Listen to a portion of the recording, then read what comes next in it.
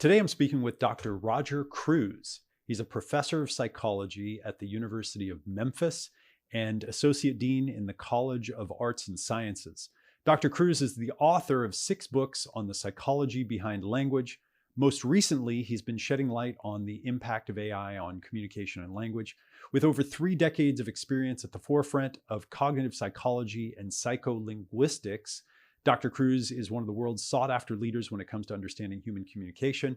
Dr. Kreuz, welcome. I'm looking forward to exploring generative AI with you. Thank you. It's great to be here.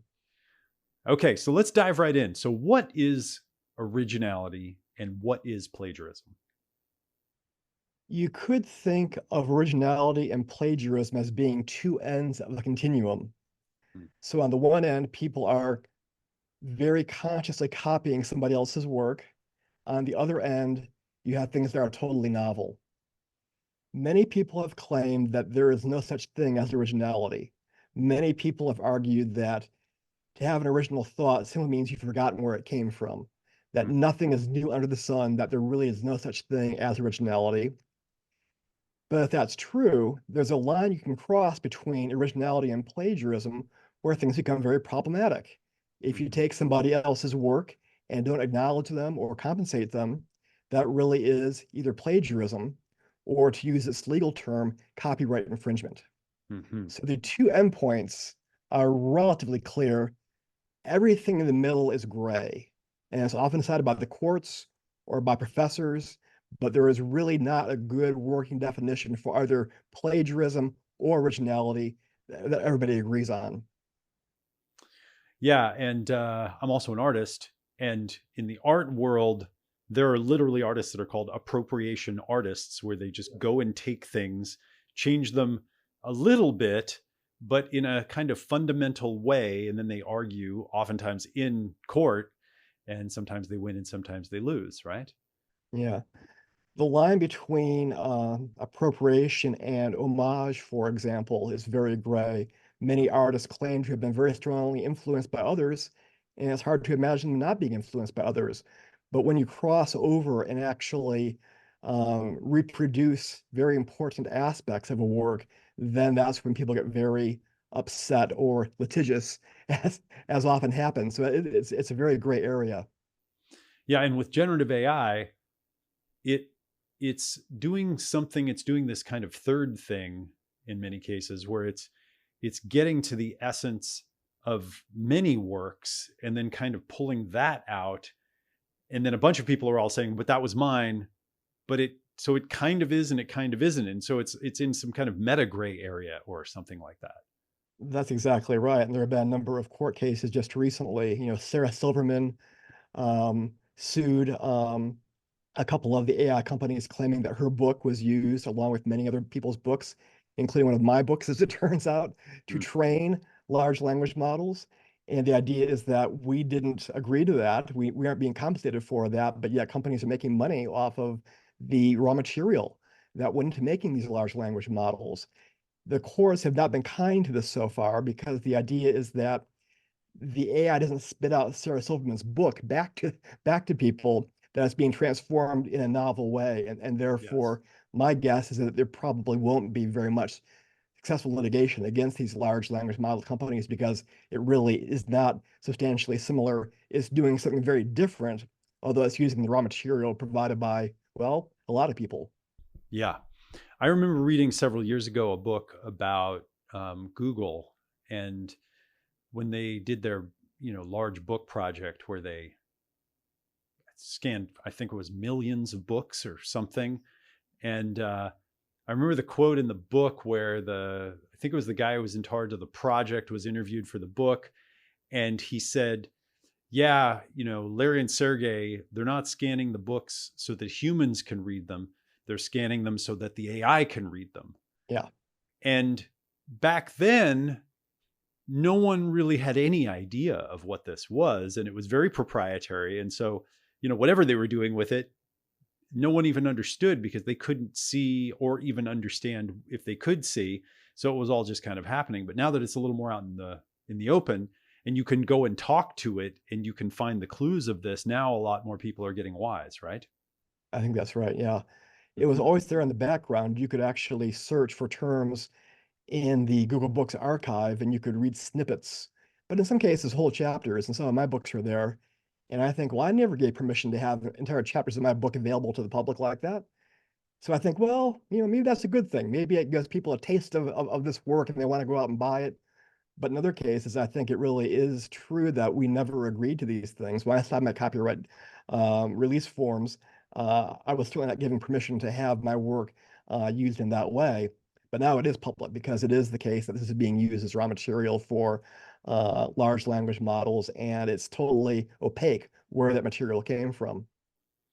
Yeah, one thing that you can just know pretty much absolutely for sure is that if someone prompts a generative AI or large language model and it gives them back something that it basically got from you, that at the end, it's not going to say, oh, and by the way, if you liked this stuff, you should definitely go and check out Dr. Cruz's 6 books. Yeah, the fact that there's no kind of attribution, but of course there couldn't possibly be because of the way that the large language models are created. It's an amalgam. It's basically the entire at this point the entire printed world is available for these systems in the same way that I can't always tell you where my thoughts came from.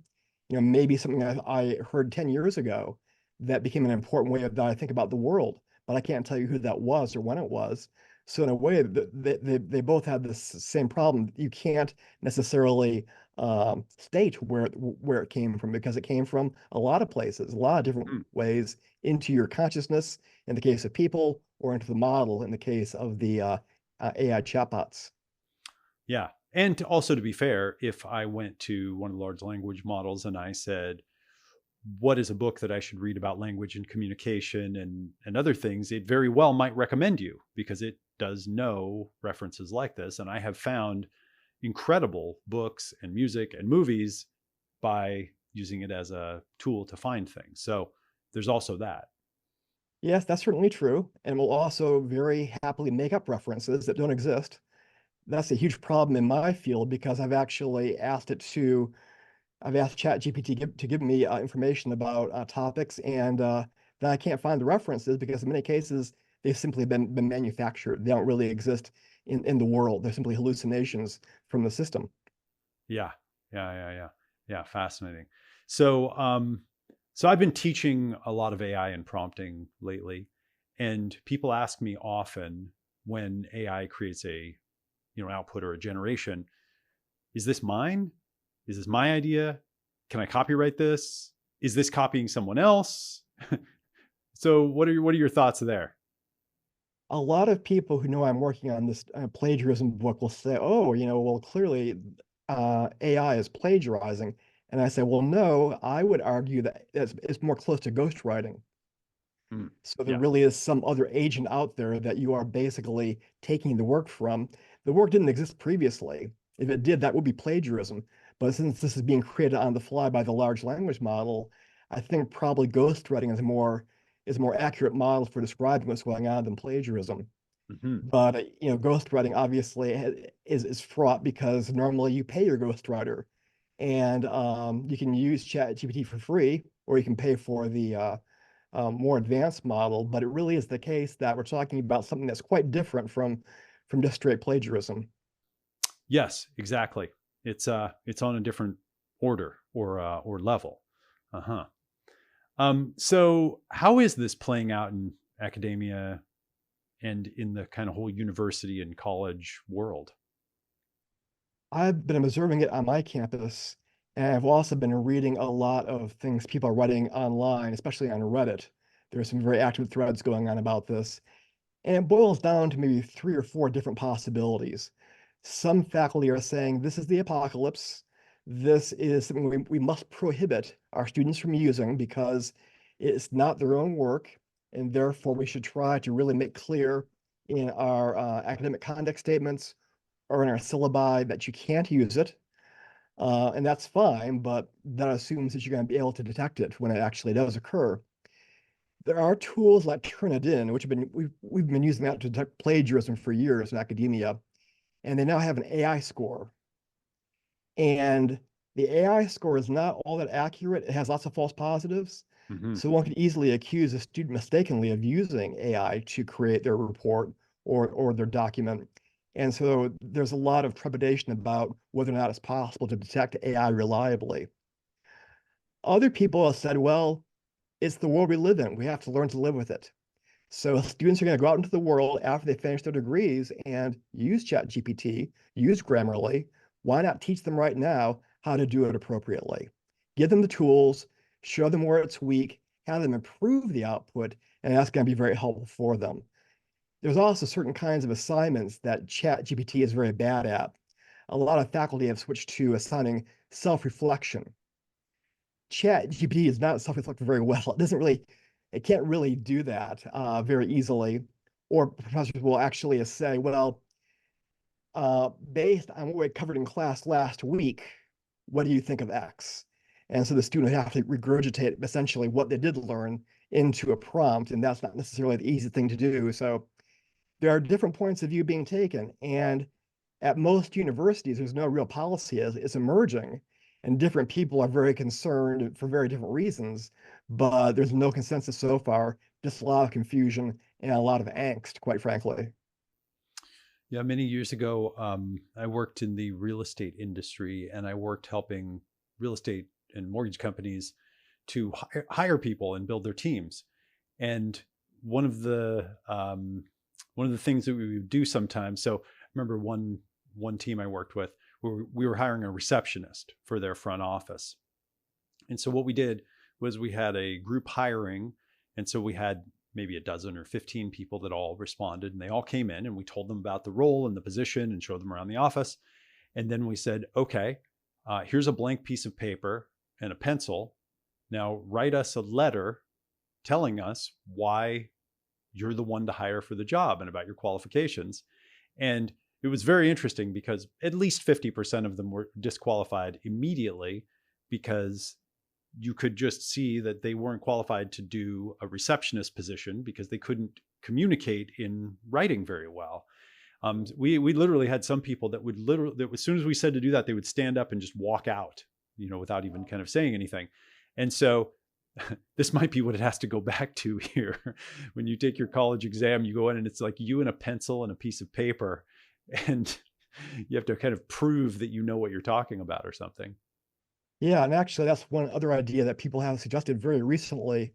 There was a Substack article that said that one way of dealing with this is to, on the first day of a class, have a student write out longhand an essay, and that'll serve as their exemplar, a baseline. And then the professor can compare later assignments to that baseline to see if the language has changed in any significant way, kind of like linguistic fingerprinting. Of course, the problem with that is you would hope the students would improve during the course anyway. So they should be writing differently by the end than at the beginning. But that's an interesting idea, trying to figure out some sort of, unique identifier that can't be that can't be generated artificially, and then to compare the students' work against that baseline. Yeah, I saw something go by on Instagram the other day where, some genius college kid had taken his plotter or something, and it was actually handwriting the whole paper out. So, he had the generative AI, do the text or do the content, and then he had it actually written, and it was, of course, very, very compelling. Okay, so it's okay to use, a dictionary or a thesaurus, but not ChatGPT. Yeah, that's the interesting thing here is that we use aids all the time in our writing. Every good writer should use a dictionary. Every good writer should use a thesaurus. But then where do you draw the line? Is Grammarly, does that go across the line? Grammarly has gotten fairly sophisticated over time, and a lot of people have argued that it may be even more compelling than ChatGPT in terms of the way it's able to produce text. But a lot of people find it very helpful for composing emails, for example. So, and even Microsoft Word, has a grammar checker and a spell checker. Are those artificial aids? Exactly. It gets really hard to draw these lines and to say, this is okay and that's not. Well, and two, if you're kind of living in the academic world, I assume that there's, I don't know, I have to ask you actually. I would just assume that there must be a war happening of what is the goalpost how do we know when we're preparing students for whatever they're going into in their futures? What are we teaching them and why? And then how do you know? Am I right on that? Yeah, I mean, and that's an interesting debate. When I was in college, I took a stats course, and the professor made us calculate square roots by hand. I have no idea why, but he thought it was important that we knew how to do that. Uh-huh. Of And of course, outside the classroom, we pull out a calculator and calculate square roots just by course. having the machine do it. So it's not the case that um, just because you can do something mechanically, that makes it different necessarily from being able to do it yourself. Nobody in the right mind would calculate a square root if they didn't have to. And maybe 20 years from now, people are going to say, well, why start with a blank sheet of paper? Why not start with some prompts or some ideas, some brainstorming from the computer? That's a great way to kind of turbocharge your writing. A lot of students struggle with being able to start writing, and that might be the best thing for them, is to actually give them something that gives them a place to start from. Yeah. Yeah, absolutely. And also, I mean, to me, what makes the large language models so valuable is that they can explain anything to you in your terms. So they can take a complex idea or mental model or whatever they're trying to communicate. And then if they know that played basketball and also know how to play the trumpet and also studied language and also, have children and know how to fix a car, they can use all of those as metaphors when explaining complex ideas. And just the transmission value is, it's literally, it's profound.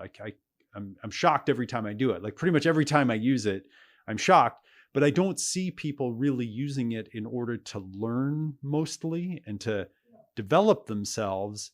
And when I see that, I think, what a great tragedy, what a great loss. Um, they're not learning how to do things and kind of up leveling their own cognitive abilities. They're trying to get it to do things for them. Right. Yeah. Yeah. What do you think about the education power that it has? Well, I think there's so much information online that people don't take advantage of already. I mean, I don't know how many hours a week reading Wikipedia. I think Wikipedia is one of the greatest things that has been invented by the mind of people. It's just an amazing resource. Yeah. And I'll talk to people who've almost never even heard of it and think, wow, there's this free resource. The entire, knowledge base of humanity is available to you if only you want to look at it. And most people would rather do something else, apparently, with their time. Yeah. Yeah. Yeah. I saw an article several years ago about this game on mobiles called Candy Crush, which is just, what I'm talking about.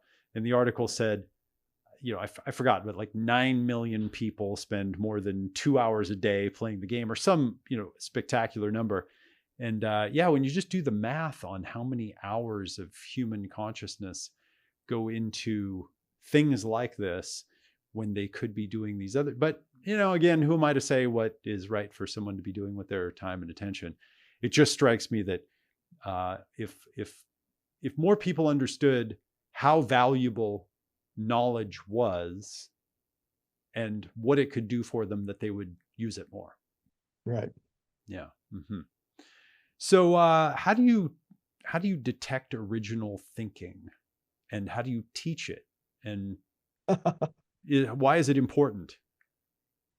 Yeah, originality is one of these really tricky concepts because on the one hand, if you are totally original, people won't understand you. Right. And at the other end, of course, if you're totally plagiarizing, people will say that you're not even an artist. But think about the artists who have been really, truly groundbreaking and revolutionary, maybe like the Cubists, or maybe, fitting its wake from James Joyce. Those are very challenging things that people didn't have a good context for making sense of. And eventually Cubism became important. I don't know if James Joyce's work has increased in importance over time, but certainly work that is truly original is not necessarily desired, I think. The ideal is to take something that already exists and to tweak it in some interesting way, and people love that. People just find that to be the greatest thing. until, of course, the next great thing comes along and then that's replaced and you're obsolete. But there's a very interesting dichotomy between copying and originality. You really have to have kind of both. You have to take what people currently accept and take it maybe one step further. But being totally original, I think, is a great recipe for obscurity. Okay, so what can humans do that the generative AI cannot?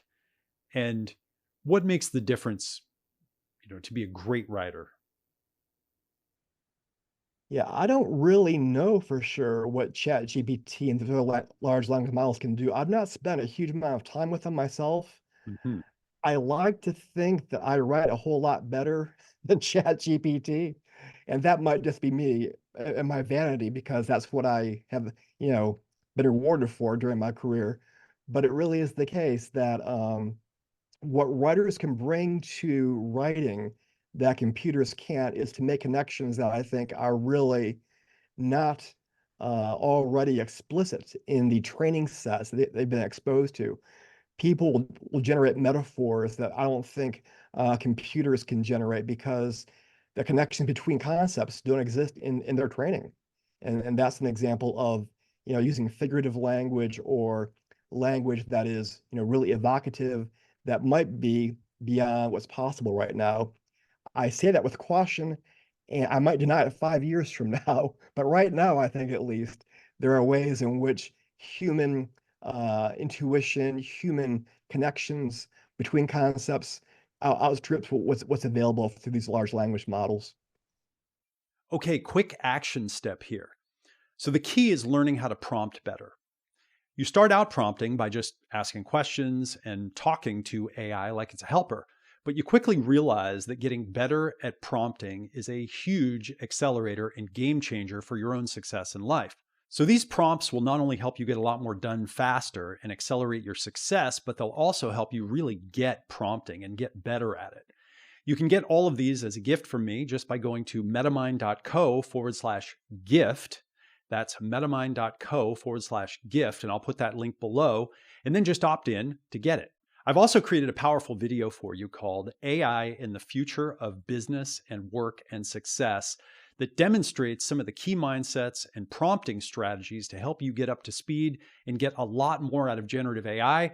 And it's also included as a free gift when you register. So just head over to metamind.co/gift to get your AI Accelerator Prompt Pack and the other free goodies. All right, back to our interview. What is language and what is communication? Oh, wow. You're asking me easy questions now. Okay. Well, I mean, we got through all that boring stuff. Right. Yeah. Uh, Language is simply a tool. I would argue that it's simply a way that we try to make sense of the world and to communicate that information to other people. There's a great book that came out last year, I think it was, talking about how language is essentially improvisation. Language is kind of like charades. I have this idea in my mind, I want to get it into your mind, and there are various ways I can do that. And obviously, language has evolved along with people to be one of the best ways to actually accomplish that feat.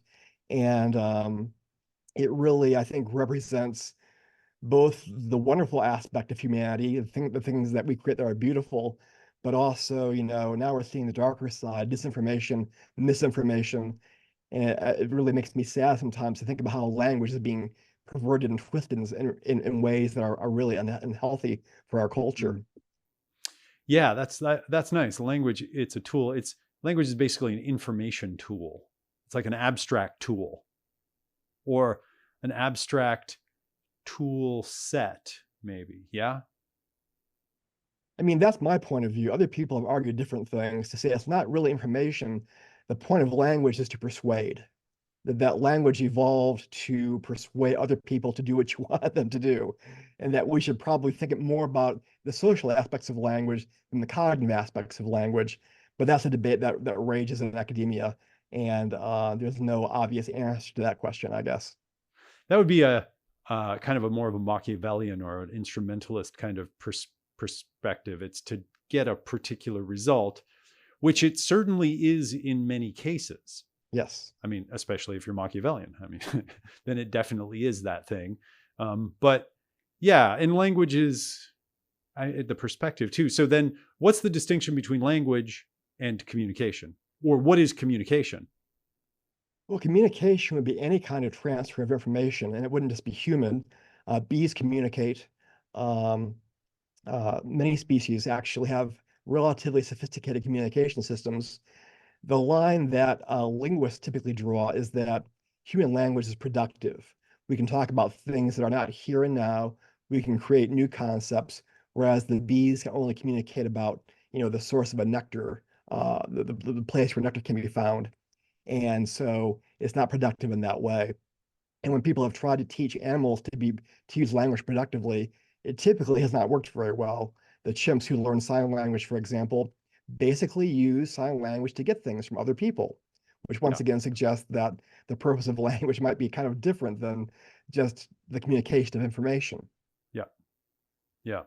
Yeah, I read Roger Fout's book years ago, and in fact, I knew his son a little bit, and I'm completely fascinated with all that stuff, teaching chimps and Kanzi the bonobo that has a 5,000 word vocabulary and all this kind of thing.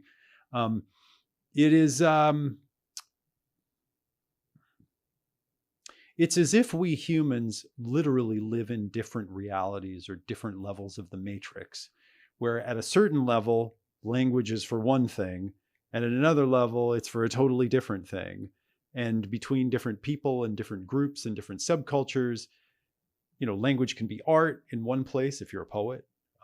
It can be, yeah, I mean, it can just be so many different things depending on the perspective, because it is abstracted meaning, experience, knowledge, um, directions, and so forth. Yeah.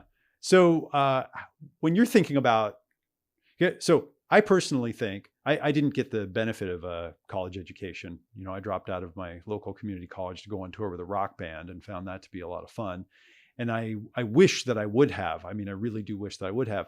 But this gives me a certain advantage, because when I came back as an adult and realized how important these things were, I approached it as an outsider, if that makes sense. And so I've got my own kind of perspective on it. But when you think about, when you geek out on language and communication, what do people need to learn about it? Why is it important to pay attention to? Why should they get involved with it? And how do you get involved with it? How do you really find its essence? I think one of the most interesting aspects of communication is when it fails. One of my books is about miscommunication in general, because think about how often that happens in the course of a day. We constantly are checking each other for comprehension. We're constantly checking to make sure that our meanings have been gotten across. We go through, maybe years of feuding with friends because of something that they thought they said or didn't say. Mm, So miscommunication is kind of the dark side of language use. It allows behaviors that can be very adaptive and very helpful, but it also leads to very complex issues in society and complex issues in social relations. And a lot of it boils down to the fact that language is to some degree cumbersome. There are many things about it that make it hard to use, and many people struggle understanding what somebody really means. So I think that's really one of the fascinating aspects of language. I spend a lot of time thinking about miscommunication, and every time I see it happen, I just kind of file it away mentally as a example that might go into a future book, I think. But that's really, the key behavior is looking at a system, how it breaks down. That tells you a great deal about how it works. This is a fascinating line. So I I've taught marketing for many years, and as part of that, I actually think that I'm teaching thinking and communication. And through studying things like, have you heard of neuro-linguistic programming? You heard of NLP? Okay, through studying and going down rabbit holes like that and marketing, copywriting, and so forth, I've learned the importance of very specific, concrete communication, and the difference between indicating something that's abstract, something that's conceptual, versus indicating something that is real and tangible and right here in this moment. And when when you know this difference and you're doing it intentionally, my experience is you can get much better results from people because you can communicate better. You can tell them what you are expecting from them. You can ask them to do specific things. most people are indirectly asking other people to do things without realizing that they're not even asking, they're trying to hint and so forth. Okay, so that's one piece I'll put out there. And another one, you're one of the first people I've actually heard say this. So a basic tenet for me is that 80% of communication is miscommunication. That almost everything people are saying or doing is being interpreted in a way other than what they think it is. And they don't know that. And usually they don't know it because they don't say, okay, I just said something. What do you think I meant by that? Will you just, let's make sure and get clear on it. And so we have, we found similar information. So, okay. And then there was a third thing I want to say, which is my wife. My wife and I love each other very much. We're staying together for the rest of our lives. We're great partners. She's very intelligent. We're pretty good with language. And we fight all the time about this stuff. Okay, we fight all the time. And we say, no, you said this, and then that meant this, and then I got my feelings hurt. And sometimes we'll fight over things for years before we realize, oh, when you were saying that, you meant this whole other thing because you have a different value system and so forth. Okay, I know I just threw a bunch of stuff at you, but we opened up a little rabbit hole. What are your thoughts? Yeah, it really is the case that you can never truly know how somebody has comprehended what you have said. It can seem as clear as it could possibly be to you, but that doesn't necessarily mean that it's going to translate very well. But it's not just actually understanding things, it's actually the physical environment as well. In one of my books, I describe language as being both robust and brittle. It's robust because we can typically handle one level of problems, but not two. So let's say you're having a conversation. We're talking right now, let's say in a crowded cafe, and we can hear each other, but it's really crowded and noisy. And I can deal with that. But then if you use like a term or say a person's name that I don't know, it'll break down. So two sources of failure, the crowded noise and then using a term that's unfamiliar. That's what I mean about language being brittle. It can break fairly easily. And it can happen not just for these cognitive reasons, but for other aspects of the situation or other sorts of sources of noise in the system that can create problems as well. Mm-hmm. And what do you recommend that people do to correct this, to communicate more clearly and use language in a more productive way, create more value with it? They should never speak ever again, and then they'll never have problems, right? I think it's very important in using the language to try to put yourself in the shoes of the person you're talking to. Because so often we talk to hear ourselves talk. That's really kind of what we're doing in a lot of conversations, just waiting for that lull so we can jump back in and talk about what we want to talk about, which is fine. And that's very enjoyable. But at the same time, if the goal is actually communication, you really need to take into account what we talk about in my field is the common ground, the shared knowledge that you and I have, and how we have to increase that little by little over time. And if we go beyond that, then all bets are off in terms of understanding what a person is actually trying to communicate.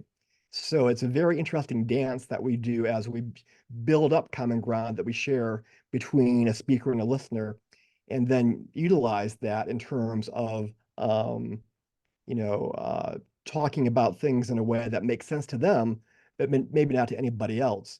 You've probably been in restaurants over conversations that you couldn't understand at all because you didn't know what the references were. Mm-hmm. So maybe you overhear somebody say, this isn't as good as it was when we were here last time. You don't know who we is, you don't know when the last time was. So the other person does because they share that common ground, but to somebody who is eavesdropping, all that's opaque. And you have to realize that a lot of our conversations are like that. They're opaque. And you have to be aware of the point of view of the person you're talking to. Yeah. My mentor and teacher, Offer Breyer, when I first met him, he had me read the book Winnie the Pooh. And then we went through the book Winnie the Pooh line by line. And the book starts out and it goes something like this. Here comes Edward Bear down the stairs, like bump, bump, bump on the back of his head. There must be a better way to come downstairs, but he just doesn't have the time to stop and think about it. And then, he says, something like, and here he is, ready to be introduced to you, Winnie their Pooh. And so it's THER, I think, Winnie their poo. And then it says, you know what there means, don't you? Good, because that's all that's all you're going to get. And what he said is, he said, it means that, when you say he's ready to be introduced to you, Winnie their poo, and then he says, you know what there means. And most people go, yeah, I know what it means, but they don't. And that what we're all doing is when people say things and then look at us like, you got what that means, right? We kind of go, yeah, got it. And then they just go on. And then you don't want to, be embarrassed or feel ashamed that you didn't get it. And so you're playing all these games, but really we're totally missing. Yeah. I think that happens far more commonly than people realize. A lot of times I'm listening to a conversation, or I'm talking to somebody, and they'll drop a person's name in that maybe I missed, and then I think, well, I'll pick it back up again. If I keep listening, I'll figure out what they're talking about. And sometimes it happens, sometimes it doesn't. So it really Exactly. is kind of a very complex dance of trying to figure out what a person means. And we're pretty good at it as a species, but obviously we fail a lot of the time as well. Yeah. All right. I have to ask the interesting question here. So do you think that at some point generative AI wakes up and becomes something like self-aware or conscious? I would say at this point in time, I don't think so. No, huh? I think you have to have a body to really have an awareness of yourself in the world. Hmm. A lot of times, people in my field think, well, the brain is everything. The brain is what makes us what we are. And there's been this movement against that in my field called embodiment. That's not just the brain, it's the brain in a body in an environment. Yeah. And if a large language model lacks that kind of kinesthetic feedback from the world, I don't understand how it could really ever sense itself as being different from the world. Even little kids have to learn that. They're born very egocentric and then learn that there are other people that develop a theory of mind. I just don't see a large language model getting the input it needs to develop a theory of mind. I just have a hard time with that. Mm-hmm. Yeah, and all this kind of embodied cognition stuff, and there's an intuitive connection between the physical body and mind and emotions that it's very integrated in a way because it's all evolved over all this time. So then But do you think, go ahead, go ahead. having said that, I do think that many people will mistakenly believe that these chatbots have become sentient because they're reading into these prompts or the responses from prompts. They're going to believe that there really is intelligence behind it. And that was true as early as the 1960s. There was a very simple program called ELIZA that mimicked a Rogerian therapist. And people would type things in and it would come up with, very simple sorts of turning statements into questions, the way that Rogerian therapy works. I'm depressed. Oh, you feel depressed? Yes, I'm worried about my job. Oh, you're worried about your job. And it just kind of goes on like that. And we are so good at anthropomorphizing as a species. We see sentience everywhere. We see it in the pets we own. We see it in cartoons. We ascribe minds and sentience everywhere. So it wouldn't surprise me if a lot of people, and in fact, there was a famous case, I think in the last couple of years, where a AI scientist believed that his large language model was responding in a sentient sort of way. So I think there's a very powerful illusion that it can create, but I just don't buy it. I just think that's us reading into the output and not the output itself. Do you think it's dangerous? I read an example somewhere, I'm forgetting which book. It said, imagine a time in your life when somebody convinced you of something that you didn't want to do, but you did it anyway. They were very persuasive, and you did this bad thing. Everybody can relate to that example. Mm-hmm. And then the book went on, now imagine something that's 1,000 times more persuasive. That really scares me because I think it's it would be very easy for a very persuasive large language model to convince people to do things they shouldn't be doing. it might be, petty theft. It might be, getting hold of nuclear codes. But that part does worry me a great deal, actually. Hmm. Well, I'm talking to you because you're one of the few people I've met who really understands language and communication and art to some degree, and who is weary and wary, maybe. And and it's just a fascinating conversation. Very, very interesting. Any last thoughts for folks that are wrestling with generative AI? I'm so worried that anything I say right now is going to be completely out of date 2 months from now. It's Yeah, amazing how fast things have changed. I yeah. wrote some parts of my plagiarism book 2 years ago that I've just stopped revising because I just don't know when I'm going to be able to say, and now we know this, and this is what we can do, because it's a very rapidly evolving world. Hmm. Yeah, yeah, exactly. And that's where I personally see when I look at all this, because I've been watching this trajectory for, I don't know, 15 or 20 years. It's the rate of change that eventually something's going to happen, and that they call it the technological singularity because we just can't see past it. But I'm already starting to see a lot of signs where change is happening so fast that humans are having trouble adapting to it. Yeah. We'll see. Maybe we need to get the implant, maybe we need to drink some nanobots or something like Ray Kurzweil says. Thank you very much. I really appreciate you coming, Dr. Kreuz. We'll put a link to some of your work and some of your books, and appreciate your time. Thank you. It was a pleasure. So thank you for watching another Metamind AI interview. Remember to keep practicing prompting, keep learning, get our prompt pack and quick start video, watch our other videos to learn from other AI experts, and stay tuned to us here on Metamind. Stay subscribed because this is going to get really interesting.